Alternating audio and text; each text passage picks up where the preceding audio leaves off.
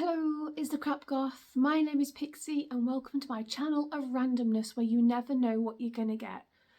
First of all, big flashing light, trigger warning for this video. Okay, this is going to deal with mental health issues. It's going to be a short video, but it's going to talk about psych units, mental health and things like that. So if you don't like that kind of thing, turn off and go and find one of my happy videos.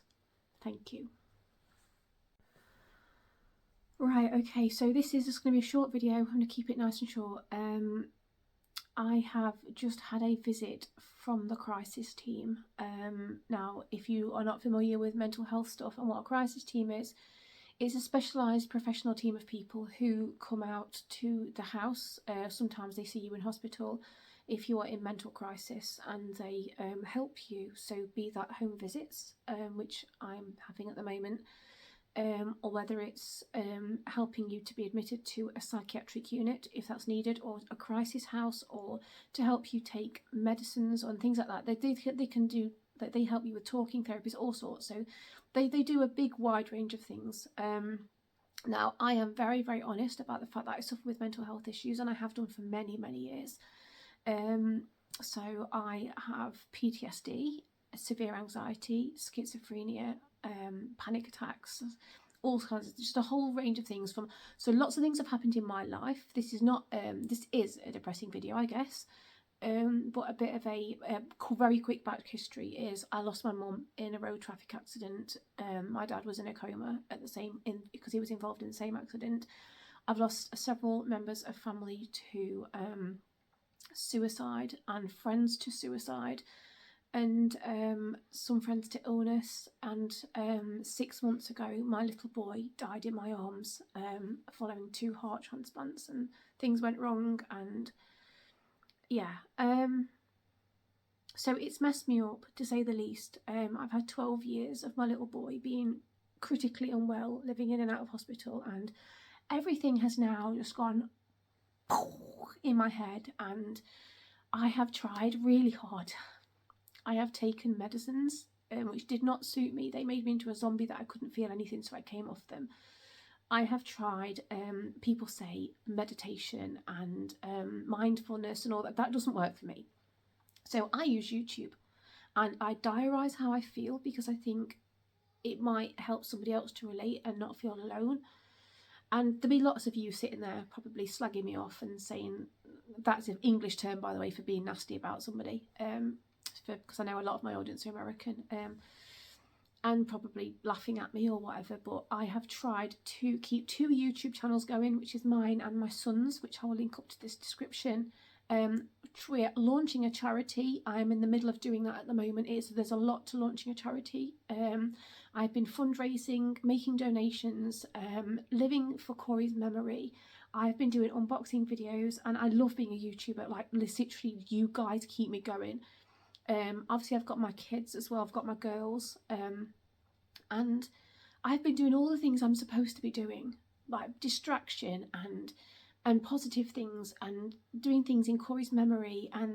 But of course I've been grieving as well, and off camera I cry so much. I cry to the point of I can't breathe. I have asthma attacks. I've got a nebulizer here, and I've had the ambulance out a few times, all kinds of things like that. So it's now got to the point where we're 6 months down the line, which apparently is the natural grieving process. And I do that because I'm pissed off about it, because I was told that you can't, and Ostara was told the same thing, and she's 6 years old. You can't receive therapy, proper therapy, until you've gone past 6 months, because that's the body's natural grieving process. I say that is absolute bollocks. Who comes up with these stupid timelines? Who's to say 6 months is the cut-off point? For me, when my son died, I needed therapy instantly, probably. I needed somebody to be there, and just because we knew it was going to happen at some point, but that didn't make it any easier. So for 6 months, I've battled this pretty much alone. There have been people in the background, don't get me wrong. We've had people help, and I have had a lovely support workers, and we've had people from the hospice help me to do the practical things as well. But primarily, I have done this on my own and lived with this on my own. And now it's come to the point where I can't anymore. And I actually didn't want to be here a few days ago, and something happened. I'm not going to go into it on camera, but I was in a crisis. My life was at stake, and I realised that I needed help. So I reached out and I've got some. So one of the things that most people don't think about is the fact that this is not just a case of, and I say just because it makes it feel so trivial, but it's not a case of the fact that my little boy became poorly and then passed away suddenly. He was diagnosed whilst I was still pregnant. He went through many open heart surgeries. He had 2 heart transplants. I've had to do things for Kori that most parents would never ever dream of having to do for their child. Like when he had his tracheostomy, all the other parents who are watching who have got kids with tracheostomies, you have to be trained. So you have to unscrew them. You insert like 12 things, like something like 12 inches or something of piping into their throat to suction out the mucus to bring out. I've had to learn to change his dressings. I've had to see him dying in front of me in hospital, and they've managed to bring him back. I've had to see him on life support countless times. Ostara grew up in hospital. She took her first steps in hospital. I've seen my son with his chest open, covered in machinery. He's written on little boards asking me to let him die. All of that. Imagine looking after somebody every single day for 12 years. They rely on you for not only love and affection and support, and you have to be their strong person. You have to be the one who's strong, because you can't let them know how frightened you are, because that would frighten them. This is what I did for Kori, because I'm his mummy. Of course, that's what all parents should do. You know, you should always be there for your children, and you go off and cry in private with other parents as well. I've done that as well.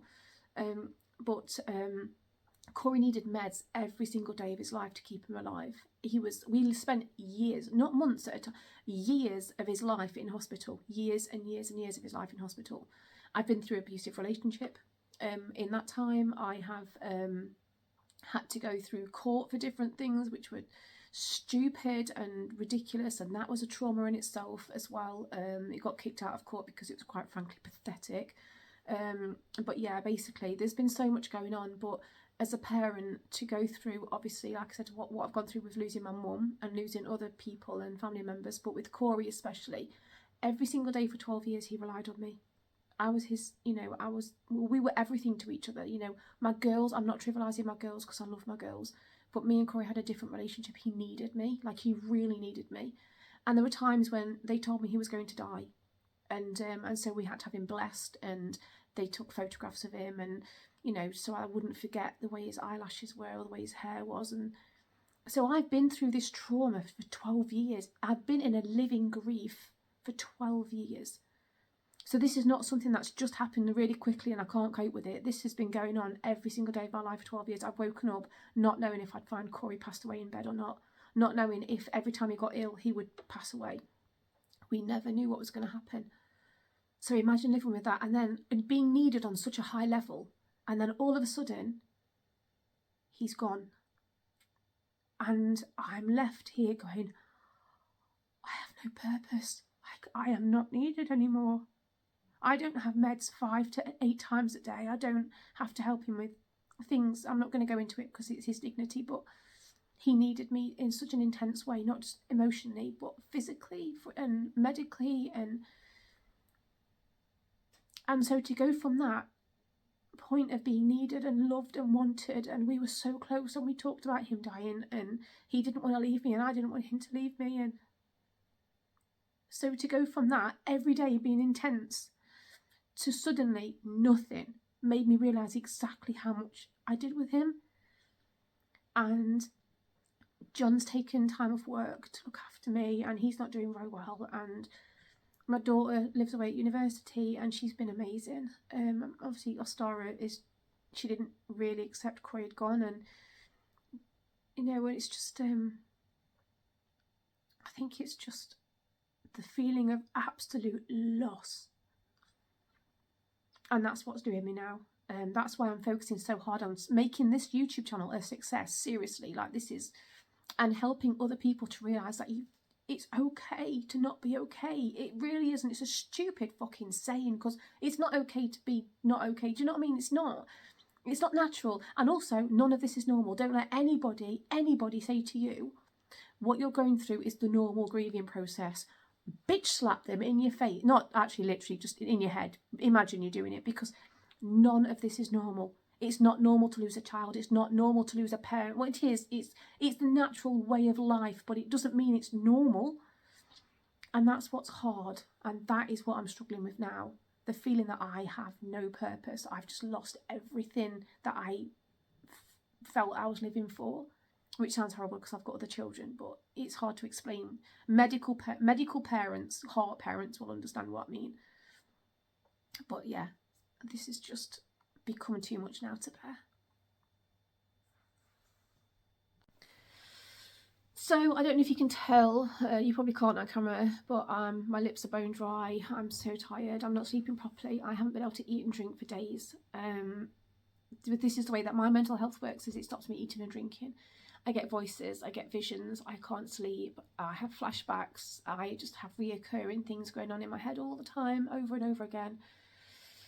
And I've just had a visit from the crisis team, and she was lovely, absolutely lovely, and it's been decided that I need to go into a psychiatric facility.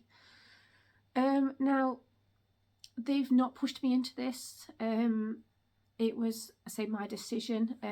It's a kind of combined thing between the crisis team, support workers, my husband. I have been in and out of psychiatric units over the years. I've not been for quite a while, but I have been in them before. And the one I'm going to, I have been in there several times previously. So it's not, they're not nice places.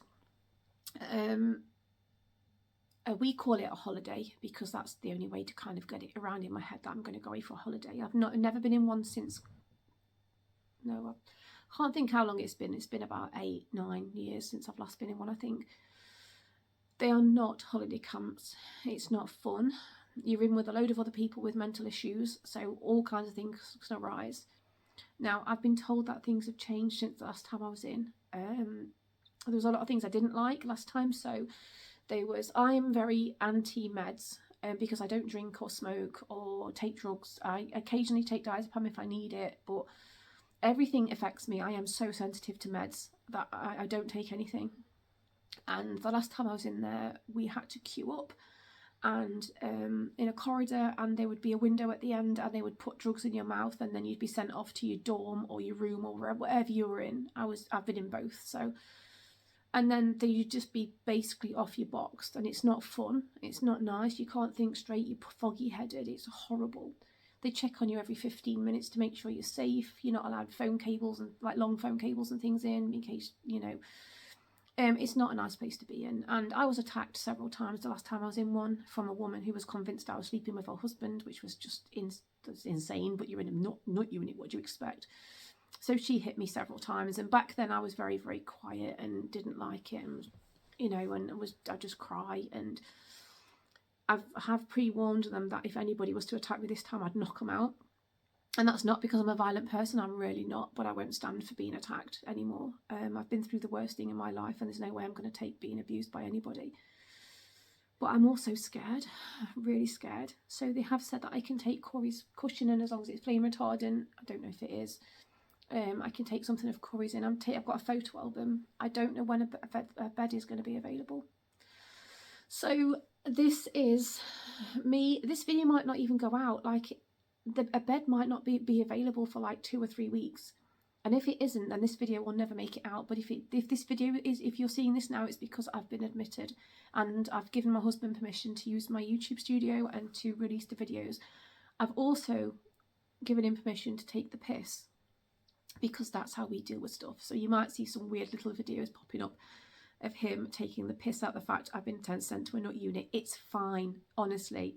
Don't go off at him or anything. It's just the way that we'll deal with it. It's humour. I take the piss out of myself for being a raving lunatic sometimes, but mental health shouldn't be a taboo subject. So that's all this is. This isn't just me sitting here going, this is, you know, a shitty video. I'm going to go into hospital. I don't know what's going to happen. I don't know how long I'll be there for. I have friends, and John obviously as well, who are going to look after Kori's resting place for me while I'm away. The YouTube things for unboxings will stay here until I come back out of hospital, and then I will catch up and do it all. I'd love to do that, so that'd be great. People can still message me. I will still have my phone. I will still be able to access my YouTube. I'll still be able to do all of that stuff. So yes, I'm allowed my devices, so you can still contact me, you can still message me, that's fine. I just feel that with my past history, I have, so it's trigger warning again, I have attempted suicide before, and that was when my mum was killed in a really nasty motorbike accident. And I'd only come back off holiday with her 2 days previously, and it was just absolutely, that was my first experience of somebody close to me being killed or dying in that, and it was a horrific way she went, so that really, really fucked me up. But yeah, so just to keep me safe, and to make sure that I stay able to do this and to carry on Kori's legacy, I have chosen myself, and with other people, to help myself, because there is no shame in asking for help. And I am at that stage now where I needed help. I need help. So that's it, end of the video. I said it wasn't going to be a long one. So basically, yeah, I've tried to do it on my own. I can't. I've tried to live with my son's death. It turns out I can't. I've tried the medicines route on my own at home. I can't do that either. I've tried crafts and YouTube videos and like I said, I've been through a whole host of everything. I've got my beautiful new little puppy here as well, which John's going to look after for me. I've got my therapy dog. She can't come with me, so again, John's going to look after her, my husband. My friends have offered to walk her as well and things like that. So everything at home is taken care of. I know that everything here is okay. Kori's resting place will be taken care of. I'm allowed to take things in with me. I'm allowed to have visitors. I'm going to be having contact with the outside world, so I'm not going to be cut off. But I just want to let you know that I appreciate you all. And like this channel, like I said, it's random, but I'm always very, very open about mental health. And I think that's one of the things that people have actually thanked me for. And they've written me letters from across the world, which is really beautiful. I can be happy and smiley and jokey and taking the piss, and people think I'm doing really well. But nobody really knows what goes off behind closed doors. And I think that's the big important thing. Look at Robin Williams, you know, probably one of the happiest people on the planet, and Chester Bennington and all these other people, you know, it's just, you never know what's going on behind somebody's door, or a smile can hide 1,000 things. So this video is just a really, really big thank you to all of you for supporting me. Hopefully I come out of the other side of this and I'll be a stronger person, and you guys stick with me, stick with this channel. There's no shame in asking for help if you need it. Oh my God. And I am literally, I said, I don't want to be locked up away from my family. I don't want to be forced to take meds. I don't know what's going to happen. I don't know. I don't know what I'll be on, if anything. But I intend to carry on keeping on a vlog whilst I'm there. Obviously not around people, but I'll keep it separately. So ask for help. Reach out. Don't think you're trapped and there's no way out, because there is always somebody there. I mean, seriously, even when I'm in hospital, if you're feeling the way that I feel or felt the other day, message me. Seriously, just don't be alone. Just reach out to somebody. Text message. I mean, now with social media, oh my God, there's so many platforms. Please just do it. And I'm doing this for Kori, and my children, Ebony and Astara, and my husband, obviously, and all of you guys, really. So yeah, this is all it is. Just a quick reach out, don't be alone. There's no shame in asking for help, and I'm doing what I need to do now for my family and for my future, and to hopefully get better. So thank you all for your support. Thank you for watching this channel. Please do like and subscribe. I'm not always going to be a nutty cow, I promise. Like, we do fun things as well, but right now, at this point in time, I need help, and it's not something that can be done at home. I need psychiatric help. So I'm going to go off on my jollies for a bit. I'm scared. But what's the alternative? I'll be beside Kori. And that isn't an option. It can't be an option. It cannot be. So I'm going to go. And yeah, so like I say, please make sure you like and subscribe to this channel if you want to keep in touch with whatever's going on in this weird messed up head of mine, and the fun things that we do as well, which is pretty cool. Yeah, make sure the little bell icon's ticked as well, and thank you all for watching. See you in the house, I guess. Bye.